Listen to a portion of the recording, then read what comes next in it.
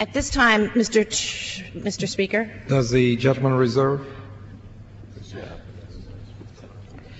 The gentleman from California.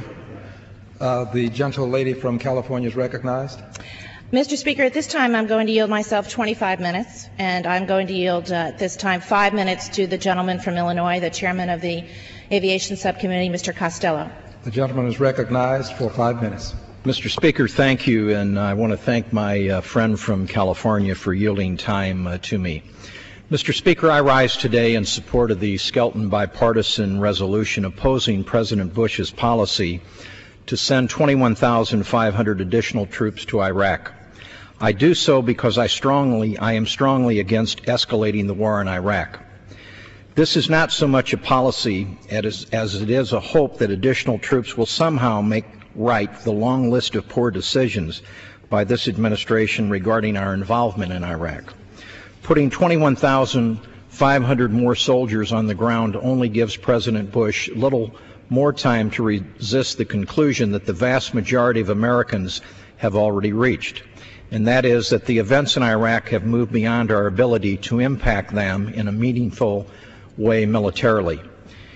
It is important to note that we have reached this point not because of some failing of our men and women in uniform who continue to make sacrifices. Indeed, our respect and admiration for our troops is matched only by their bravery.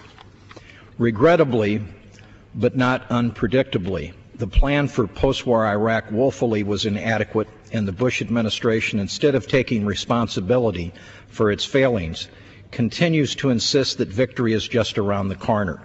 It is not. A civil war is raging in Iraq, and our troops are caught in the crossfire. The grand designs of the Bush administration are not attainable now, if they ever were. It is time to admit it and move forward.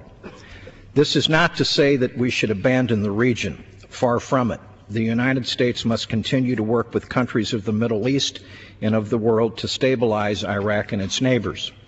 I have said for months that I believe the best way to get the rest of the world to take responsibility for what is happening on the ground in Iraq may be to remove our troops, and I am convinced that this is the necessary course of action now. We can maintain a strong presence in the region, but we cannot make the hard political decisions that the Sunnis, Shiites, and others must make to save Iraq, and then they will not make them as long as our military is there. And let me just reemphasize that.